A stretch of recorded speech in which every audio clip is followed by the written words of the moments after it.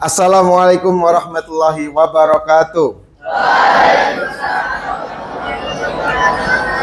Selamat sore semuanya, semoga sehat selalu. Oke, hari ini kita akan melanjutkan materi terkait puisi rakyat dan juga cerita fantasi. Tapi sebelum kita menuju ke materi utama atau materi inti, Mister pengen menggugah fokus dan juga semangat kalian. Oke ya. Ke Kota Malang membeli bolu kukus. Ayo kita tepuk fokus. Tepuk fokus. Bersemangat, bersemangat, bersemangat. Janji fokus, janji fokus, janji fokus. Saya fokus, saya bisa, saya fokus, saya paham, saya fokus memperhatikan. Oke, terima kasih. Oke, sebelum itu Mister akan mempresentasi terlebih dahulu.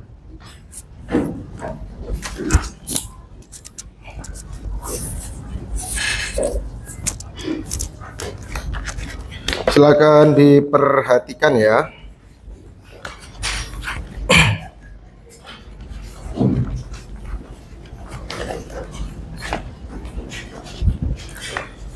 Fakih, Zahra, Adeva, Fatih, Surya,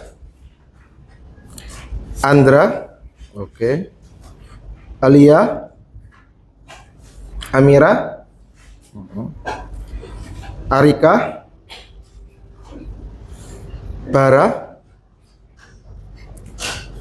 Kopinya dibenarkan nggak? Calista, Fani, Aira, Ibrahim, Zian, Nafis, Kirana, Kinza, Lian, Azam, Vivi, Vino,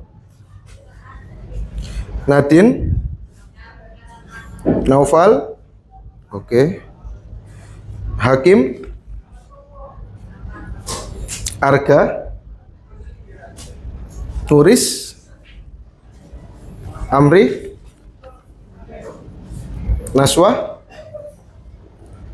Naura, Quinsa, Raja, Raffi, Sikia, Zifara. Alhamdulillah semuanya hadir ya. Oke. Seperti yang saya sampaikan tadi, hari ini kita akan mempelajari puisi rakyat dan juga cerita fantasi.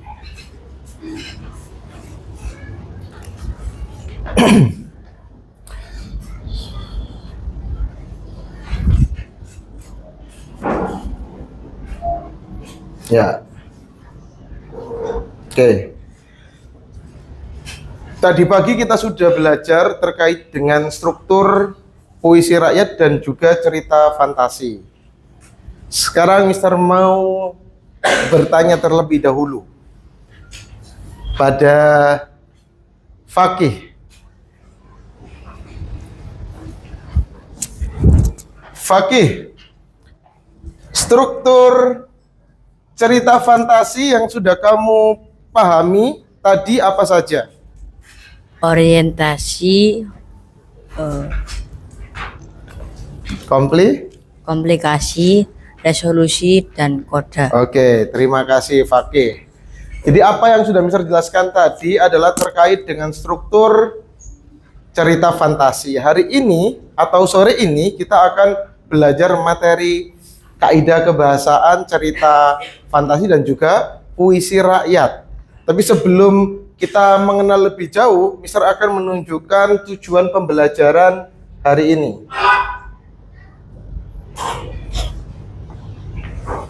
Tujuan pembelajaran hari ini adalah siswa dapat membuat cerita fantasi sesuai kaidah kebahasaannya. Jadi sebelum kalian membuat cerita fantasi, kalian harus tahu kaidah kebahasaannya. Yang kedua, siswa dapat membuat puisi rakyat sesuai kaidah kebahasaannya.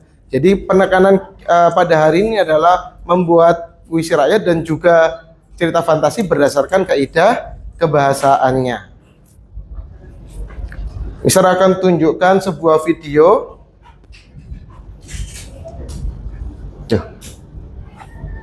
Silakan diperhatikan dengan seksama.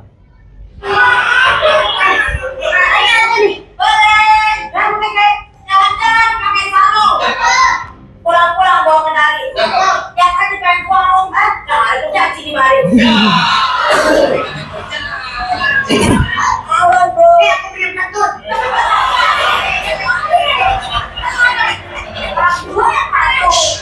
Dia kenapa lagi? Jaga Korea. Tanpa beli penghapus. Hidup yang baik kaya, kemarin minjem 100.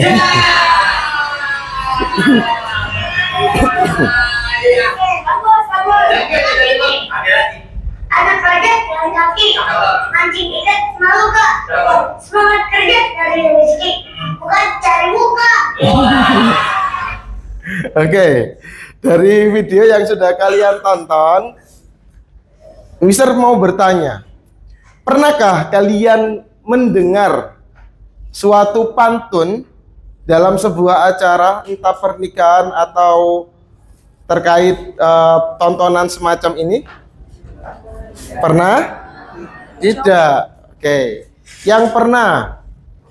Kira-kira di serial TV apa atau di dalam acara apa? Iya, apa? Tontonan anak-anak kah? Apa? Upin Ipin. Biasanya ada ya dalam Upin Ipin tokoh Jarjit. Nah, itu kalian sudah mendengar sebuah pantun atau salah satu dari puisi rakyat. Lalu, pernahkah kalian menonton film fantasi terkait dengan action mungkin, petualangan mungkin? Pernah menonton? Oke, contohnya apa? Dora the Explorer. Ada yang lain? Apa? Yang keras nak? Oke, My Little Pony. Doraemon, betul. Jadi Doraemon yang kalian tonton itu termasuk dalam sebuah cerita fantasi.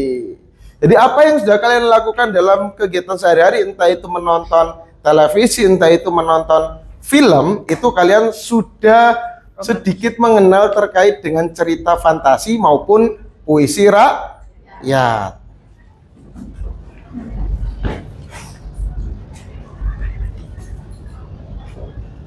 Oke. Jadi dalam mempelajari puisi rakyat dan juga cerita fantasi, terdapat beberapa profil lulusan atau dimensi profil lulusan. Yang pertama, yakini ketuhanan dan juga ketakwaan. Puisi rakyat dan juga cerita fantasi memberikan nasihat atau pesan moral, di mana nasihat-nasihat tersebut bisa berupa keagamaan atau kepercayaan kepada Allah Subhanahu wa Ta'ala. Yang kedua adalah penalaran kritis.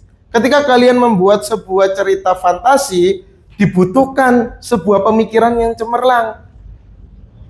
Pemikiran dan juga perasaan, kolaborasi. Masuk dalam poin ketiga yaitu kolaborasi. Yaitu pengalaman kalian serta pengetahuan kalian disatukan akan membentuk sebuah karya atau cerita fantasi yang menarik dan juga baik. Dan yang terakhir yaitu komunikasi. Pantun, syair dan juga gurindam bukan hanya sekadar ditulis, tapi juga disampaikan. Bahkan mereka yang Mister maksud adalah pantun, syair dan juga gurindam merupakan puisi lama yang mana disampaikan dari mulut ke mulut.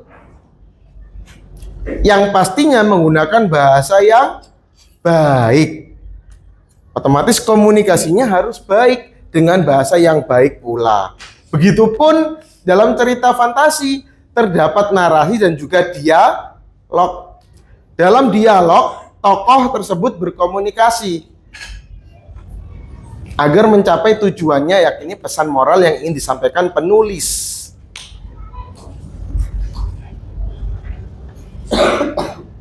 Oke, jadi itu adalah penjelasan terkait dengan dimensi profil lulusan. Ada 4: ketuhanan dan juga ketakwaan, penalaran kritis, kolaborasi, dan juga komunikasi. Selain itu, puisi rakyat dan juga cerita fantasi tak lepas dari budaya yang ada di Indonesia. Indonesia kaya akan keberagaman. Atas keberagaman yang ada, kita harus menjaganya. Dengan cara apa, Mister, menjaga keberagaman tersebut? Bisa dengan memaknai lagu-lagu nasionalisme dan juga mengimplementasikan atau menerapkan isi di dalamnya. Hari ini, Mister akan mengajak kalian juga untuk bernyanyi lagu nasional, yaitu Satu Nusa Satu Bangsa. Silakan semuanya untuk berdiri.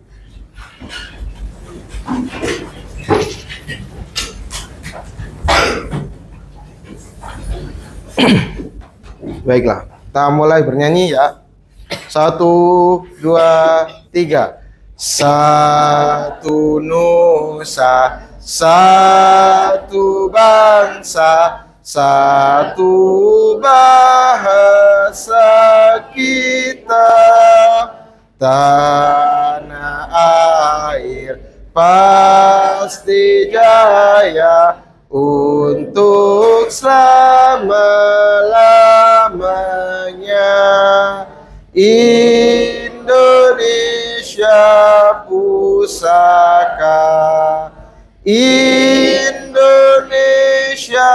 tercinta, nusa bangsa dan bahasa kita bela bersama. Silakan duduk kembali.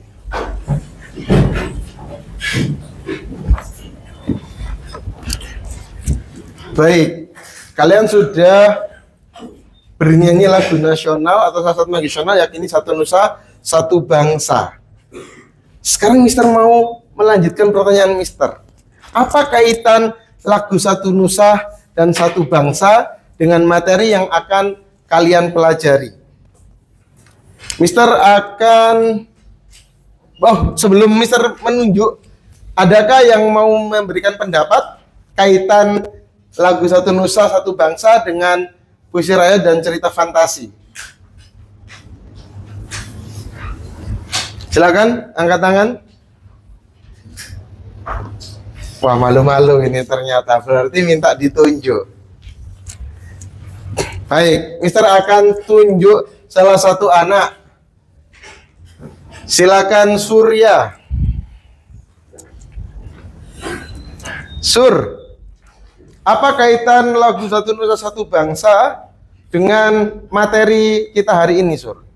Satu Nusa Satu Bangsa. Iya.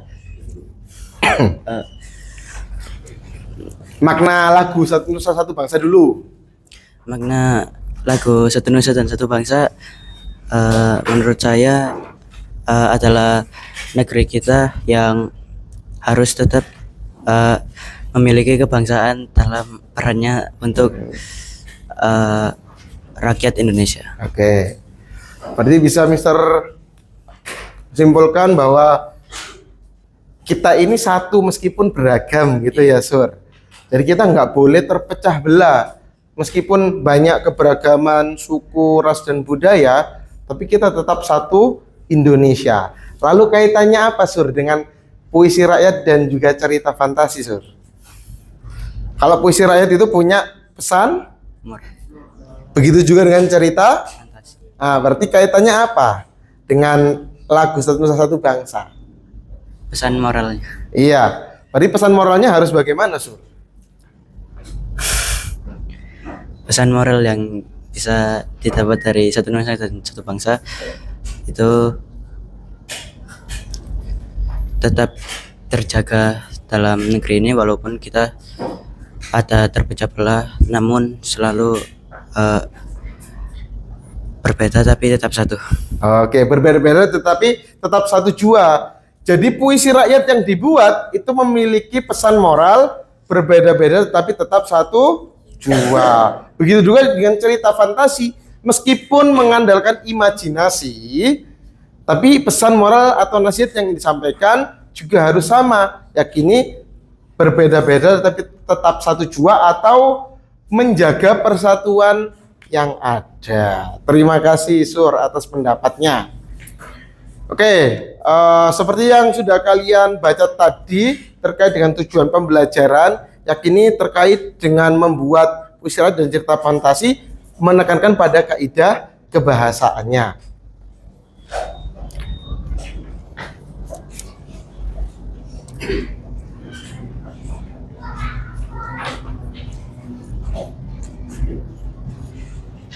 Oke.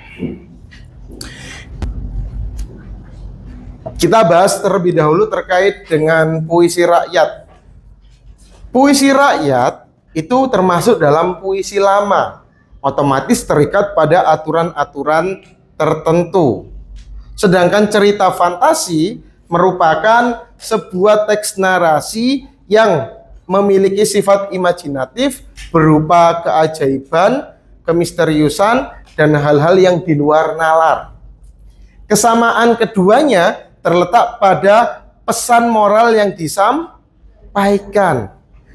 Selain itu, dua-duanya juga termasuk dalam sebuah karya sastra. Hari ini kebahasaan puisi rakyat akan kita bedah. Yang pertama adalah pilihan diksi. Diksi itu adalah pilihan kata. Contoh.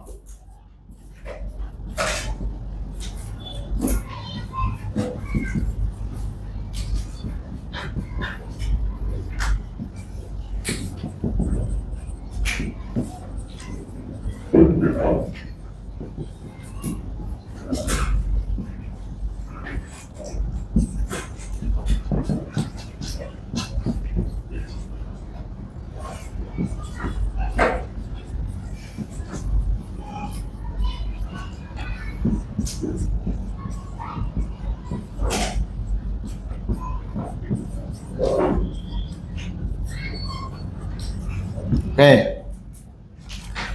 Jadi seperti yang Mister sampaikan, diksi itu pilihan kata. Ini Mister buatkan sebuah contoh 1, 2, 3, 4, 5, 6, 7, 8. Kalau Mister membuat hitungan semacam ini adalah pilihan kata yang mudah diingat. Carilah ilmu sampai dapat, buat bekal masa depan.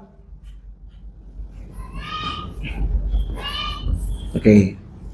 Itu yang pertama adalah pilihan kata. Yang kedua, rima atau sajak. Sajak dalam sebuah puisi rakyat itu sangat penting. Karena itu yang menandakan puisi lama dan juga puisi baru. Ini adalah bentuk dari sajak atau rima dari puisi rakyat yang Mister buat. Ya. Ini A, B, A, B.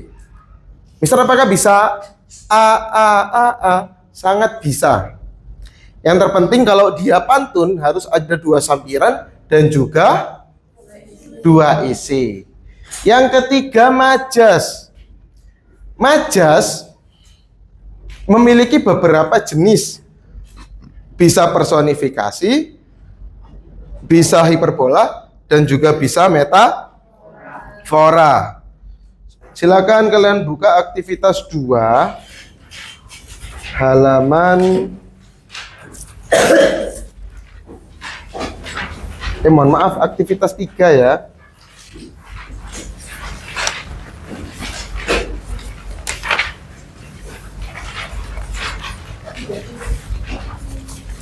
Halaman 32. Di situ sudah tertera terkait kaidah kebahasaan puisi rakyat.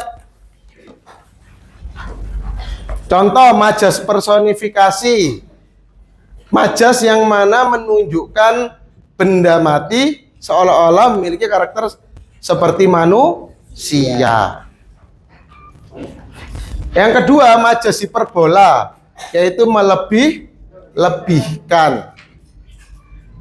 Yang ketiga, majas metafora. Kayak tadi seperti yang kalian tonton, ada kurcaci. Nah, anak kecil disamakan dengan kurcaci. Itu adalah majas metafora. Yang keempat, irama atau ritme. Berarti terkait dengan kesesuaian silaba atau suku kata. Setiap puisi rakyat memiliki suku kata yang berbeda. Kalau pantun dan syair, berapa suku katanya? 8 sampai 12. Sedangkan gurindam 10 sampai 14. Yang kelima, penggunaan kata lampau. Karena ini termasuk dalam puisi lama, otomatis kata-kata yang bermakna lampau itu biasanya ditaruh. Biasanya pakai kata dulu. Terus bahasa-bahasa daerah biasanya ada. Yang terakhir, bentuk yang baku. Jadi boleh kalian membuat sampiran pakai bahasa yang baku. Contoh,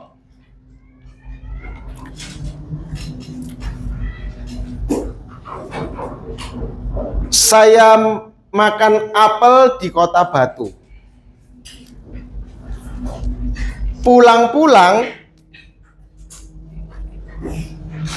bertemu si Rocky.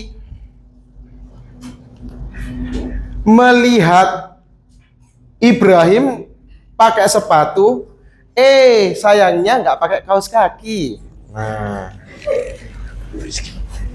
itu tadi sampirannya menggunakan bahasa yang baku. Ada yang tanyakan terkait dengan materi puisi rakyat? Ada yang tanyakan? Tidak ada. Kita lanjut pada kaidah kebahasaan cerita fantasi. Silakan dibuka halaman 34. Di situ sudah terlampir kaidah kebahasaan dari cerita fantasi. Yang pertama adalah konjungsi temporal. Pernah kalian membaca sebuah cerita ada kata kemudian? Atau setelah itu? Itu menunjukkan adanya kata hubung terkait waktu. Yang kedua, verba mental dan material. Verba mental berarti berkaitan dengan pikiran dan juga pernah kalian membaca sebuah cerita ada kata si tokoh memikirkan apa yang akan terjadi. Pernah? Si tokoh membatin tokoh lain. Itu merupakan verba mental. Jadi verba yang tidak ada gerakan atau aksi itu disebut sebagai verba mental. Berbisik, merasakan, membatin dan lain sebagainya termasuk dalam verba mental. Lalu Mister, verba material itu bagaimana? Biasanya verba material itu mengandung unsur gerakan. Contoh, sang kesatria memukul monster besar itu. Nah, memukul ada unsur gerakan. Selanjutnya,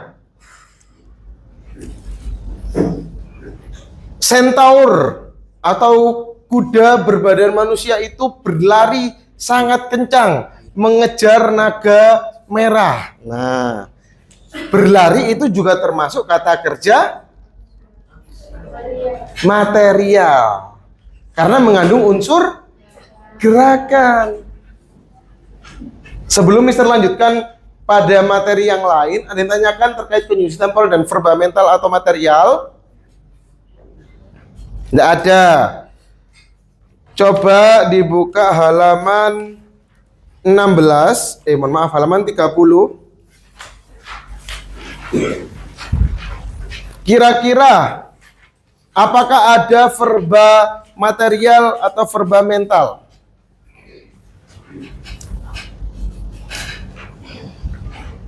Ada apa tidak?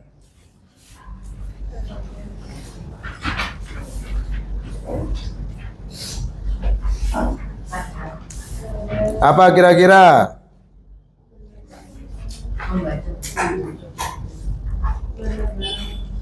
Emang membaca buku ada gerakan? Ada Mister. Oh, buka buku itu ya. Oh iya ada. Menebangnya itu lebih jelas. Ada gerakan. Lanjut. Kata ganti orang. Bara, berikan satu contoh kata ganti orang. Dia. Sangat banyak contohnya di cerita ya. Dia, ia, saya, mereka, dan lain sebagainya. Keterangan tempat dan waktu. Apakah jelas apa itu keterangan tempat dan waktu?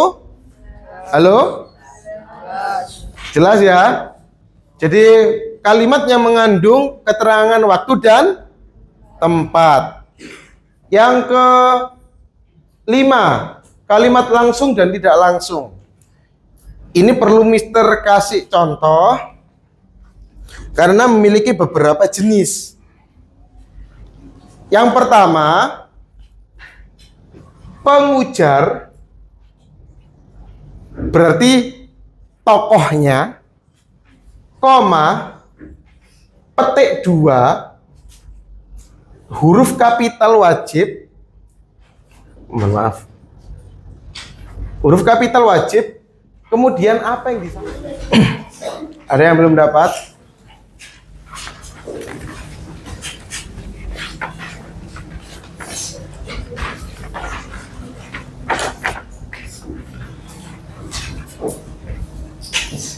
Baik.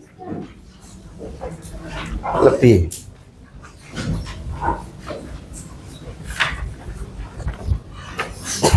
Sebelum kalian mengerjakan, Mister akan sedikit memberikan penjelasan terkait dengan puisi rakyat dan juga cerita fantasi. Itu juga berkaitan dengan Surah Al-A'raf ayat 56. Yakni kita dilarang membuat kerusakan di muka bumi. Jadi selain kaitannya dengan lagu nasional satu bangsa, ada kaitannya juga dengan surat Al-A'raf ayat 56. Bahwasannya manusia dilarang membuat kerusakan di muka bumi. Otomatis itu cinta pada lingkungan. Ketika kita cinta pada lingkungan, berarti kita cinta pada pencipta lingkungan itu sendiri, yaitu Allah Subhanahu wa Ta'ala. Jadi banyak keterkaitannya ya. Silakan kalian kerjakan dan diskusikan. Nanti Mister akan tunjuk beberapa anak untuk berpresentasi di depan. Mister kasih waktu 20 menit untuk menyelesaikan 6 soal.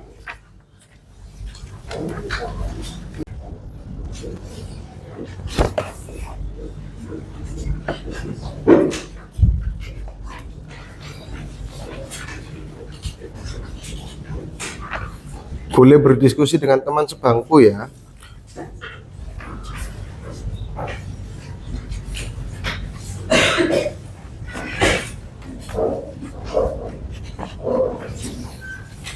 Ayo.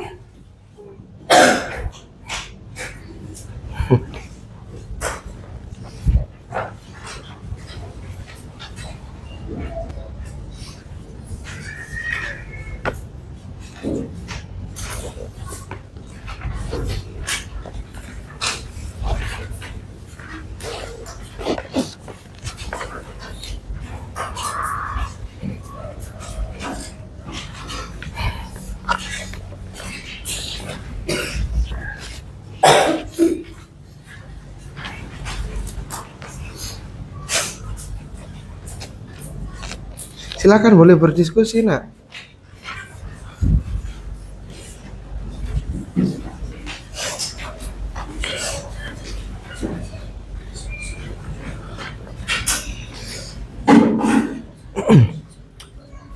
Gak apa-apa, nggak usah canggung. Silakan berdiskusi dengan teman sebangku.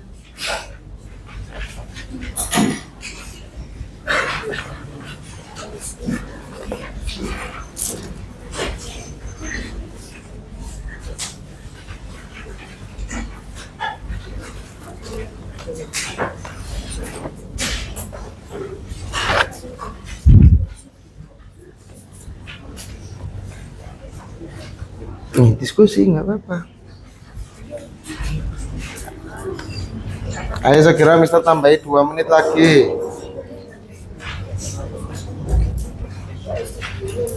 Ya nggak apa-apa. Nggak apa-apa.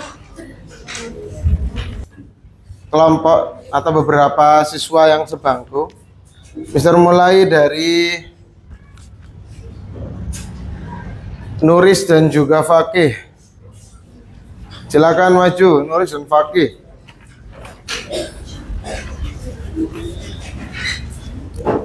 Silakan presentasikan nomor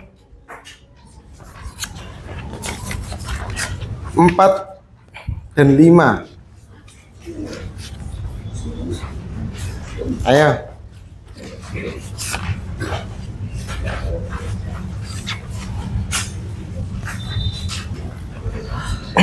Silakan semuanya diperhatikan.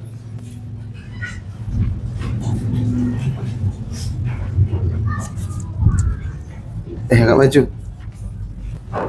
Ini. Assalamualaikum warahmatullahi wabarakatuh. Perkenalkan saya akan menjawab nomor 12. Assalamualaikum warahmatullahi wabarakatuh. Waalaikumsalam warahmatullahi wabarakatuh.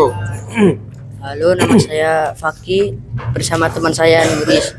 Saya akan menjelaskan tentang nomor 4. Poin 1 jawabannya D, poin 2 E, 3A, 4B, dan 5F. Sekarang teman saya akan menjelaskan tentang nomor 5.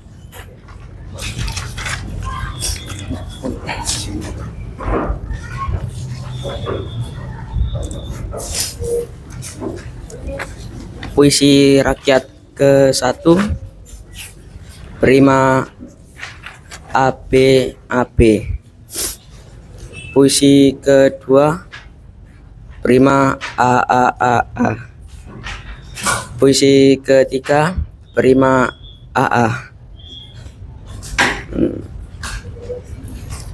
Puisi ke-1 memiliki 4 baris. Puisi kedua memiliki 4 baris. Puisi rakyat ketiga memiliki 2 baris. Itu saja. Oke, terima kasih. Beri tepuk tangan untuk Fakih dan juga Nuris. Di sini dulu. Jangan kembali dulu. Fakih tadi nomor 4, poin ke-1.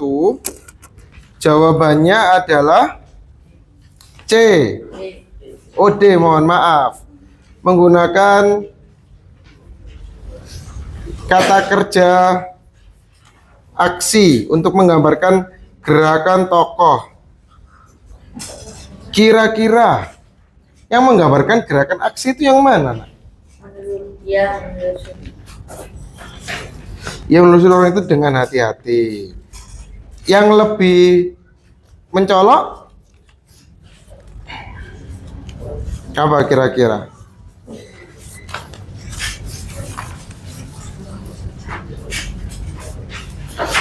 Jadi nomor 1 itu yang tepat adalah A.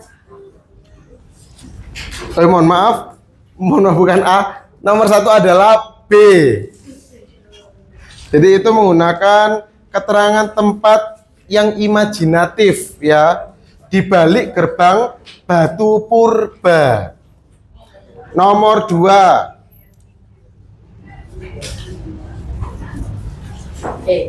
Nomor 2 E. Oke, good. Karena mengandung. Oke, sip. Kalimat langsung. Kaidah kebahasaan ini harus dijelaskan ya. Nomor 3. Jelas. Apa? Merasa ragu. 3A. 4C. Iya. 5. Iya, betul. 5F. Oke, tepuk tangan untuk Fakih dan juga Nuris. Terima kasih. Selanjutnya, silakan kembali. Fakih, silakan kembali. Selanjutnya, Mister akan menunjuk Bara, Raja, dan juga Lian. Silakan maju.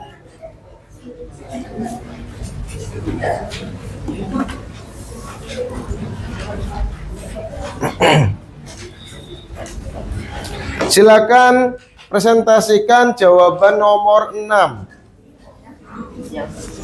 Ya, silakan dibacakan hasil menulis atau karyanya terkait orientasi. Silakan perkenalan terlebih dahulu.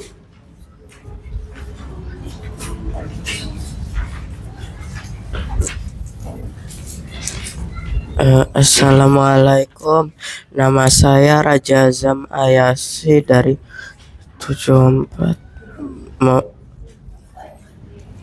Nama saya Lian Aprilia Aklasani. Nama saya Alfa Saifar Setiawan.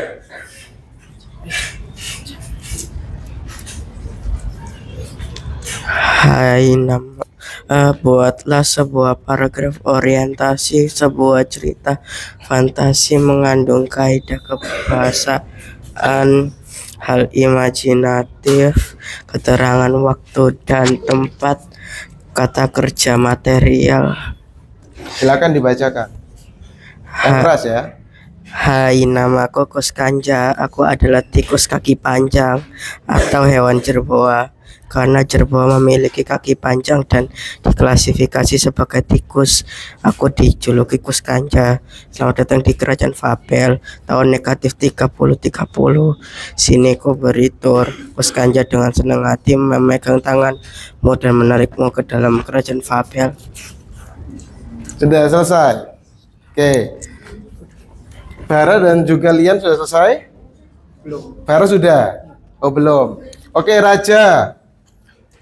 Kira-kira hal imajinatif apa yang Raja suguhkan dari ceritanya Raja? Fabel, tikus berbicara. Tikus yang berbicara. Adakah hal lain yang lebih ajaib kah atau lebih super power kah? Kakinya panjang. Oh, ada tikus yang berkaki panjang. Iya, tapi itu cuma spesies tikus, nama hewannya jerboa. Oke. Kemudian ada keterangan waktu dan tempat? Iya. Apa? Kerajaan Fabel negatif 3030. Oke. Yang terakhir, apakah ada kata kerja material? Ada. Apa? Kuskanja dengan senang hati memegang tanganmu dan menarikmu ke dalam kerajaan Fabel. Oke. Terima kasih Raja. Tepuk tangan untuk Raja dan juga kelompoknya. Terima kasih. Oke. Baik. Itu tadi beberapa presentasi atau beberapa jawaban dari teman-teman kalian terkait dengan lembar kerja yang sudah dibagikan. Mister akan memberikan komentar dan juga evaluasi terkait dengan pembelajaran hari ini. Terkait dengan pembelajaran hari ini, beberapa siswa atau banyak siswa sudah mengenal apa itu kaidah kebahasaan puisi rakyat dan juga kaidah kebahasaan cerita fantasi. Dibuktikan dengan menjawab soal nomor 4 dan 5. Adapun beberapa siswa sudah menyelesaikan soal nomor 6, yakni membuat orientasi berdasarkan kaidah kebahasaan. Dan pada soal nomor 6 ini ada beberapa anak yang sudah paham bagaimana cara menerapkan kaidah kebahasaan yang baik dalam membuat sebuah cerita fantasi.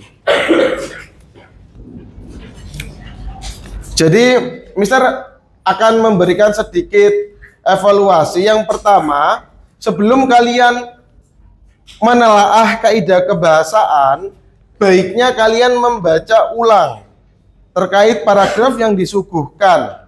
Jikalau ada paragraf yang tidak dimengerti, silakan bertanya pada guru.